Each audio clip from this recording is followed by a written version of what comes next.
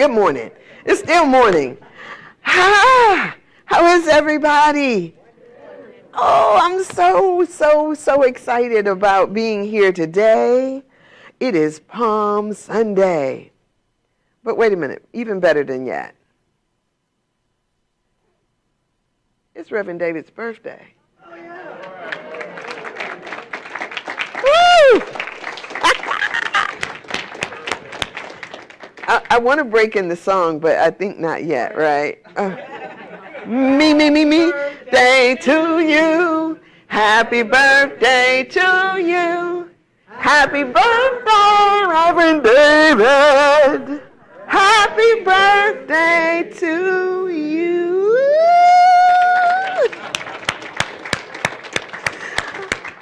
Oh my goodness, I'm so honored. So honored that I get a chance to be here today. I didn't even know it was your birthday. It's also my mom, although she's passed on, it's also her birthday. So I can say that y'all Aries are good people. Woo! I love it, I love it, I love it.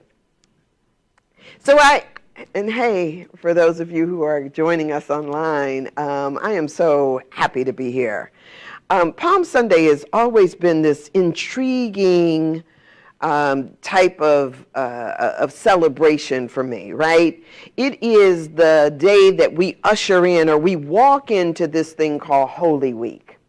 And Holy Week is so, we all know that there are some major implications to this. There is so much that went on, and I kind of want to unpack that a little bit, because a lot of times what we do is we think about the story of Jesus. And, you know, I love Jesus, right? Jesus is the way shower. I get that, right? But on the other hand, if we divorce ourselves from this process, we don't get what he came to show us. Jesus is the way shower, who is the blueprint for each and every one of our lives. That means that Jesus' walk is also our walk. It is not unlike us to be required of the same thing that Jesus did. So it becomes this thing when he says, pick up your cross and follow me. It's not like some abstract thing that we are thinking that, oh, that's done and accomplished. No, we are still doing that here and now today. Let me back up for a second, because I'm going to come right back there. I got to tell y'all about this. This morning when I woke up, like last night, I kind of worked on what I was going to talk about, you know, kind of just trying to get my symbolism and all that stuff together. And I thought to myself as I went to bed, I was like, I said, thank you, God, right, for whatever it is that I'm supposed to get through my sleep. And so when I woke up this morning, I woke up to a dream. Now, my dogs actually woke me up, because I probably wouldn't have remembered the dream had my dog not barked and said, hey, it's time to go, right, to go outside. So I woke up to this dream, and in this dream, I was in a house that was kind of unfamiliar to me, but it was still a house that was raised up high. And I heard commotion outside, and I walked to the door to see what the commotion was. I opened the door, and I was walking out onto like a balcony, but the backside of the balcony was missing. It's like the banister was not there. And so my first thought was, grab the dogs, right? I know the dogs are not going to jump off of the thing. But that was my first thought, grab the dogs. And so while I'm trying to get the dogs away from the edge of this, I get my dog, and once I got a hold of the dogs, then I looked to see what the commotion was. In my dream, this commotion was a bunch of young people walking down the street next to a woman that was sitting on a donkey. I mean, a mule, an ass, whatever you want to call it. But and this is what I woke up to, the image of that as it was walking down the street. If you can imagine what that would sound like, the clop, clop, clop of the hooves as they're going down the street, and the commotion of the people that was surrounding her. And so I thought to myself, what has this to do with what I'm to talk about today? So when I started to think about all of the symbolism, there was this idea that Jesus had come together with his disciples to celebrate the Passover. You guys know this story, right? Now his disciples, we know here in Unity New Thought, that the disciples all represent one of the 12 powers, right? I don't need to tell y'all what the 12 powers are. We know what the 12 powers are, right? I can't go through all of them, right? Love, wisdom, zeal, yes, enthusiasm, imagination. I mean, we could go through and we could talk about all of those. And each person, like Peter represented faith, James represented love, and y'all don't test me on it now, but but each of these disciples represented one of the 12 powers.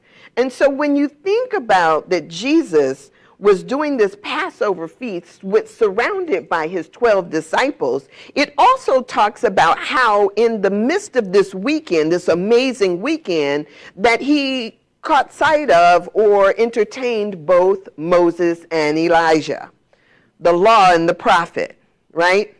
And so all of this stuff is happening, and all of it is taking him into this Jerusalem. Now, let me just back up just a step, because he'd spent 40 days in the wilderness preparing for this particular day, prayer and fasting.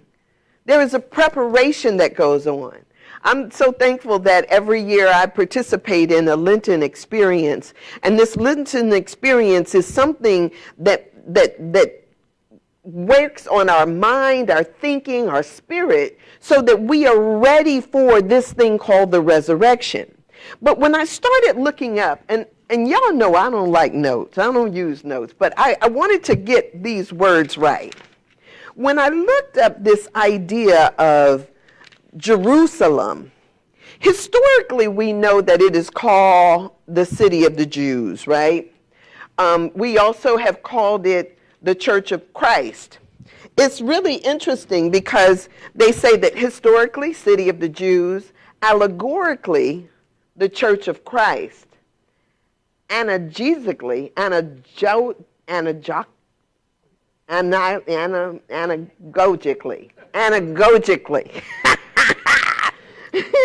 it's the heavenly city of God. Tropologically, that's a new one to me, right? Tropologically, it represents the soul of man. So when you think about this journey into Jerusalem, it is more than just what we're thinking about, like going into this city. I'm imagining that people may not have been aware that this was even happening, right? Because the Passover is a big thing. The Passover is a feast. The Passover is a celebration. When the Egyptians had called for the death of the firstborn of Israel, right? They went out and they painted the outside of the doorways with the blood of the lamb, right? To tell the spirit to pass over this house. And so because of that mystical experience, and what does that represent? Right? It takes courage to stand up in your faith and say, this is what I believe. So the blood wasn't just something that they took for granted. It was a special thing. And so now here we have this experience where we hear that clop, clop, clop, clop, coming down the street. This animal represented our carnal nature. This animal is, you know what I'll use the word mule, but you know what a mule is. A mule is stubborn by nature, right? Hard to move. Even, they don't rush for nobody. It's kind of like a skunk to me. They don't move very fast for anybody. They're going to do what they're going to do.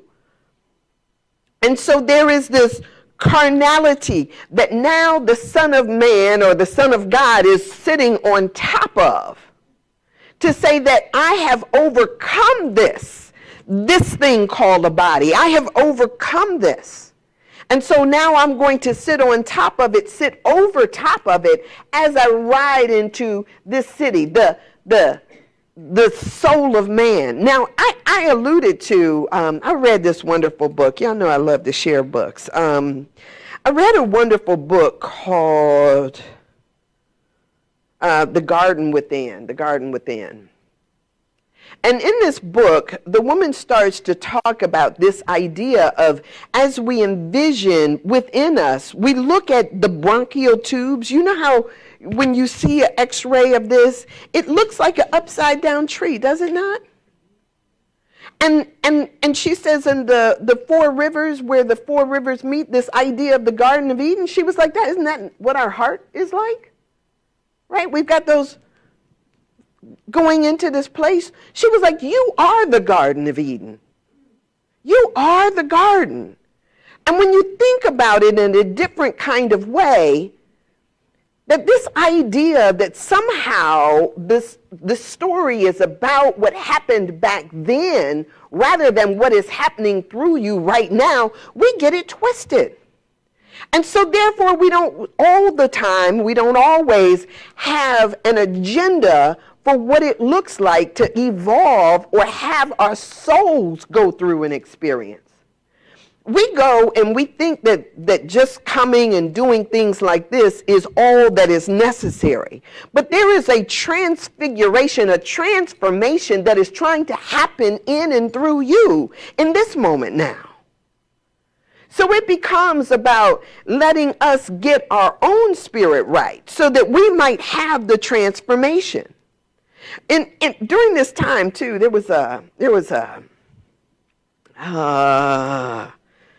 sometimes details cloud stuff, don't they? And so, you know, I like to sit and talk about details, but at the same time, if we get lost in the details, it's like getting lost in the weeds. And so when you think about the miracles that we see that were performed by Jesus during this time, there's all of these miracles that was calling forth. And he told one of his disciples, to go, because they asked him about his taxes. Have you paid your taxes, right? And so he says, he says, go down to the lake. He says, catch a fish. The first fish that you catch, open its mouth and get the money out of his mouth. Now, what do fish represent? Right? Ideas. And so sometimes what we don't recognize is the ideas that pop into our head, ding, are not just ideas to be thrown away, but they become the very thing that we're praying about. If you're wanting money, if you're wanting prosperity, if you're wanting something, ding, God is giving you an idea. So when he takes this idea and goes and he cashes in on it, which is what we sometimes don't do, we throw it aside like, oh, I can't do that, that's impossible, that's this, that's that. We don't see that at every moment we are being blessed with something that is that we are meant to be fruitful and multiply with. So he goes into the city. And I love this idea because, when I think about all of the people that started coming out and started coming forth, they had to come in, and what they called the multitude, as the multitudes pressed around them, these multitudes are symbolic of, give me one second, it's coming, thank you, God, that it's coming. The multitudes are representative of, not ideas. They're representative of the questions. Sometimes we have uncertainties in our life, right? Sometimes we're thinking about things. Sometimes we're, having these moments of what if, what can I do, all of this stuff. And so you've crowded around, and that's what happens to a lot of us when we go into meditation. We get all of the multitudes of thoughts that just keep popping up in our mind, not knowing what to select. Well, Jesus had risen above that. Remember, he said, if I be lifted up, I'm going to draw people with me. If I be lifted up, it's your Christ consciousness. If it be lifted up, it'll draw all things up with them. They say a rising tide lifts all ships, right? Lifts all boats. When we start to rise up in our consciousness, we begin to have a shift. You guys, this is your time. This resurrection is your resurrection. This trial and tribulation is yours. It's not separate from you. It is calling you to do something different. What ideas do you have that are germinating within you? What ideas are you giving birth to? What is it that you're here to do? That becomes the question. And I'm not telling y'all that you got to be a goody two-shoe, because I'm not. And so it becomes this thing of what is it that is yours to do. Sometimes we get beside ourselves trying to please God, acting as if it's out there observing rather than moving through the very life that is our life right now. Can you imagine sitting there thinking, oh, I'm going to be, and I'm going to do, because we think that it is pleasing to somebody else, but we were given the charge to live. And what does that mean? Maybe that means that we need to listen to the calling of our own souls. And that calling of our own souls may not always seem like it is pretty. It may not always seem like it's right. But even in that, what starts out one way may change in another way, because we are showing up to do what it is that we're to do. I don't know if y'all are getting this, right? Let me think. Sometimes what we do is, I want to use my own stuff as an example, but sometimes I start off thinking that I'm going to do a particular thing because I think that it's going to be pleasing to somebody else, right? This is what they want of me. I think that I know what is requested of me. And so I begin to do that, only to, in the midst of things, run into something that really challenges me at my core. And then when I start to walk in that direction, I feel like I'm off course. But what I realize is that I was put off course for a purpose. There was a pointed time and place that I needed to be at in order to encounter a particular person. I needed to develop the musculature over here in this other place that I was doing, so that when I show up over here, I've got the audacity and the authority to speak into the situation where I need to speak to. I used to tell people I got street credit from where I grew up, right? I got street cred. And so I don't have to sit there and try to come in here and act all pious and good. I can be the person I need to be in the situation so that I meet it head on. There was a purpose and a plan. My folks came up in Mississippi. They did all kinds of stuff and endured all kinds of stuff so that today I have the authority to walk in a different space. All of the things that have happened in your past have happened for a purpose. Not to be, and sometimes we have to sit there and think to ourselves like, oh, how does this fit? Well, trust and know that it does. So Jesus coming into Jerusalem, he got his posse with him. They're making noise. They're sitting there and, probably got some stuff going on and making noise. And hey, if y'all didn't know, here comes the Messiah. Because in their minds, they probably weren't believing for themselves that this man could be taken out. They're probably just pumping it up. Woo, y'all not.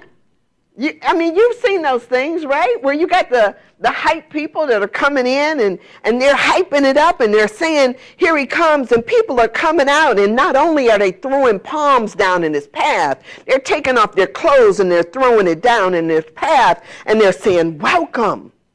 Because what they know is that there is a transition that is about to occur.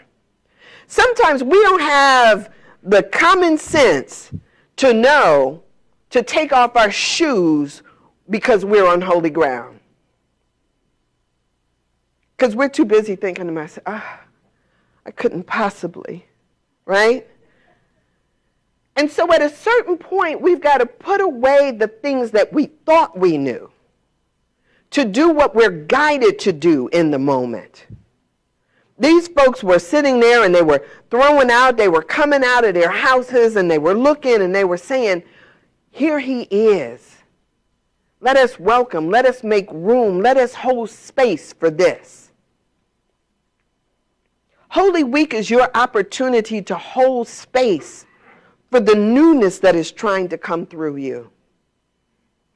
This Holy Week, we can let go of what we thought we knew before and make room for a transfiguration of our own beings. I don't know about y'all, but on the Lenten call that I participate in, Reverend Cherie asked us to do a big, bold move. It was the Big Bold Move Challenge, right? And so we had to think of something that just absolutely scared the mess out of us. What scares the mess out of you? What is it that you would do that just really scares you? Sometimes it's a conversation. I don't know about y'all, but sometimes it's a simple conversation. Sometimes it's, I'm sorry. Sometimes it's doing something that we wouldn't have done before, right? It could be just about anything. But if you look at this as your Holy Week, if you look at this as a week where something is trying to come forth through you, look at this like the preparation for your own resurrection, your own rebirth. What is it that can come through you? And here's the interesting thing, because sometimes I don't know if we really kind of sit in that energy, right? I don't know. But if you could, just really be curious about what it is that is trying to be birthed through you. And then allow that to bubble up to the surface. I know I got to get up of here. Let me see if I just got to, I talked about all of that stuff. It says the multitude are hungry thoughts. Yeah, so I got to get off of here, but let me remind you guys that faith without works is not faith at all, right? I know it says it's dead, but faith without works is nothing, right? I mean, if you think about it, if you're just sitting up talking about it, and it doesn't inspire you to do something, to be about it, then it's just talk. It's just talk. So the next time you are in a particular situation and you get the thought in your mind, put your hands on that person. Give a hug to that person. Give some money to that person.